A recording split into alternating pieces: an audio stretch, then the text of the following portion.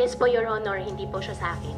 Oo, pero yung ipapakita ko pong photo, yung nakapangalan kayo doon na bilang may-ari ng McLaren. Opo. Wala pong dokumento po na magpapatunay po na ako po yung may-ari po, Your Honor. Kasi meron po sa Tarlac that time. Opo.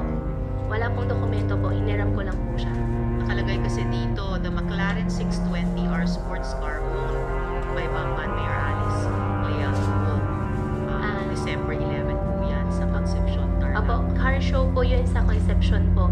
At since nasa probinsya po kami, gusto lang po namin mapasaya po yung mga kababayan po namin. Kanino po yung McLaren? Kay Sir Roy po. Roy?